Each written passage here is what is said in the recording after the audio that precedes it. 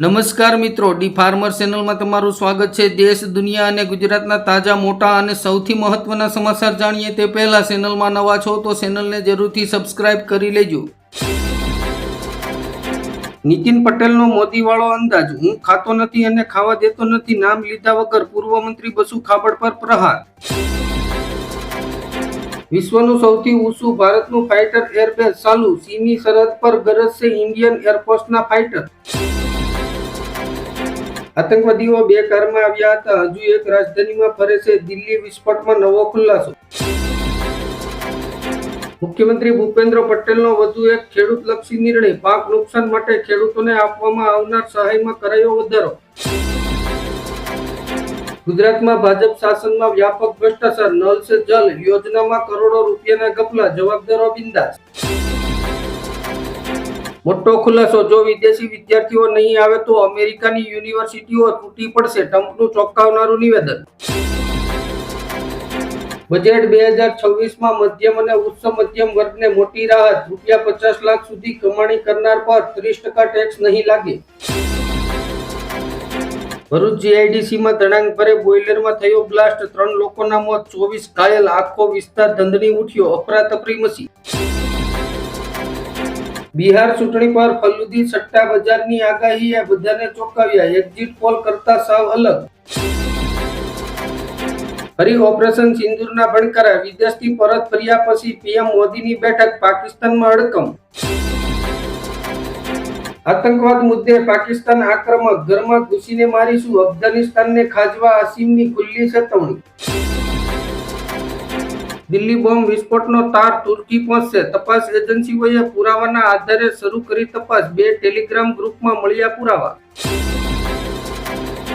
Kotak Mahindra bank હવે એસએમએસનો સાથ લેશે, ડેબિટ કાર્ડ ફીમાં પણ ફેરફાર। બિહાર વિધાનસભા ચૂંટણી પહેલા તેજસ્વી યાદવે જણાવી શપથ ગ્રહણની તારીખ, ભાજપે કર્યો પલટવાર। ગુજરાતના ખેડૂતોનું પત્યું નથી ત્યાં જ માછીમારોમાં ભારે નારાજગી, સરકાર સમક્ષ મોટા સહાય પેકેજની માંગ કરી। ભારતને મળવાના છે વધુ 8 સીટા, રાષ્ટ્રપતિ દ્રૌપદી મુર્મુની યાત્રા દરમિયાન થશે મોટી સમજૂતી। અમદાવાદીઓને પોતાના જ ઘરમાં મોતને ઘાટ ઉતારવાનો આતંકવાદીનો પ્લાન હતો, રિયાલિટી ચેકમાં ચોંકાવનારો ઘટસ્ફોટ। પાકિસ્તાનનો જૂઠાણાનો નવો રેકોર્ડ, રશિયામાં ચોરી પકડાય તો સંબંધો બચાવવા ભારતને બનાવ્યું નિશાન। ઇસ્લામાબાદમાં દિલ્હી જેવો જ બ્લાસ્ટ, 12ના મોત, બંને ધમાકામાં જોવા મળે આ 3 ચોંકાવનારી સમાનતાઓ। રાજસ્થાન રોયલ્સે રવિન્દ્ર જાડેજાની શરત સ્વીકારવાની ફરજ પાડી, જસવાલ પરાગ માટે ખરાબ સમાચાર। રાજકોટ ડિસ્ટ્રિક્ટ બેંકના ચેરમેન જયેશ રાદડિયાની ખેડૂતો માટે મોટી જાહેરાત, 2 લાખથી વધુ ખેડૂતોને હવે વગર વ્યાજે કૃષિ લોન આપવામાં આવશે। પાકિસ્તાની પત્રકારનો મોટો ખુલાસો, ઇસ્લામાબાદ અને દિલ્હીમાં થયેલા વિસ્ફોટમાં પાકિસ્તાની સેનાનો હાથ હોવાનો દાવો। દિલ્હી બ્લાસ્ટ એ પાકિસ્તાનનું ષડયંત્ર, ઘટનામાં ટેરર એંગલ પર થશે તપાસ, આતંકવાદી હુમલો હશે તો ફરી થશે યુદ્ધ શરૂ। દેશની રાજધાની દિલ્હીમાં જવાહરલાલ નહેરુ સ્ટેડિયમને તોડી પાડવામાં આવશે। દિલ્હી વિસ્ફોટમાં મુખ્ય આરોપી ડોક્ટર ઉમરના 2 ભાઈઓની કરાઈ કાશ્મીરમાંથી ધરપકડ, 13 શંકાસ્પદોની પૂછપરછ ચાલુ। દિલ્હી કાર બ્લાસ્ટ પ્રકરણના તારા, ફરીદાબાદ આતંકવાદી મોડ્યુલર સુધી પહોંચ્યા, ફરાર ડોક્ટર કારમાં જ માર્યો ગયો। ધાંગધ્રા પાસે બોલેરો ચાલકને રોકવાનો પ્રયાસ કરતા પોલીસ હોમગાર્ડ ઉપર ચડાવવાનો પ્રયાસ। બોલિવૂડમાં જય વીરુની જોડી તૂટી, ધર્મેન્દ્રના નિધન પર અમિતાભ બચ્ચન થયા સ્તબ્ધ। બ્લાસ્ટમાં વપરાયેલી કાર 2 કલાક સુધી સુનેરી મસ્જિદ પાસે ઊભી રાખવામાં આવી હતી। વિસ્ફોટથી પાકિસ્તાનમાં ઇમરજન્સી બેઠક, રાજસ્થાન સરહદ પર પેટ્રોલિંગ વધાર્યું। ઓપરેશન સિંદૂરનો બદલો, દિલ્હી કાર બ્લાસ્ટ પર લશ્કર-એ તૈયબાની પોસ્ટ વાયરલ, તપાસ એજન્સીઓ હાઈ એલર્ટ પર। દિલ્હીમાં બ્લાસ્ટ કરનાર આતંકી ઉમરની પહેલી તસવીર સામે આવી। આતંકીઓના ટાર્ગેટ પર હતી અમદાવાદની શાક માર્કેટ, લખનૌનો આરએસએસ હેડક્વાર્ટર અને દિલ્હીમાં આતંક ફેલાવવાનું કાવતરું હતું। પહેલગામ હુમલા બાદ વધુ એક વખત ગુપ્તચર તંત્રની નિષ્ફળતા ખુલ્લી પડી। ખેડૂતોની લોન માફી બાબતે અજીત પવારનું નિવેદન, આગામી વર્ષના બજેટ સુધી રાહ જુઓ. દિલ્હી બ્લાસ્ટ કેસમાં મોટી કાર્યવાહી, પોલીસે આરોપી ડોક્ટર ઉમર મોહમ્મદની માતા અને ભાઈઓની કરી ધરપકડ. દિલ્હી બ્લાસ્ટમાં લાલ કિલ્લો 3 દિવસ માટે બંધ, કોલકાતામાં ભારત સાઉથ આફ્રિકા મેચ અંગે મોટો નિર્ણય. સુરતના ખટોદરાની સુરભી ડેરીમાંથી 750 કિલો શંકાસ્પદ પનીરનો જથ્થો જપ્ત કરાયો. દિલ્હી કાર બ્લાસ્ટ બાદ સુરત પોલીસ પણ એલર્ટ, રેલવે સ્ટેશન અને હોટલો સહિતના સ્થળોએ ચેકિંગ. પેટ્રોલમાં ઇથેનોલના મિશ્રણનો વિવાદ, દક્ષિણ ગુજરાતના પેટ્રોલ પંપ સંચાલકોને લાખોનું નુકસાન. બિહારના ચૂંટણી પ્રચાર દરમિયાન આરજેડીની સભાના સ્થળે બીજેપી નેતાનું હેલિકોપ્ટર ઉતર્યું.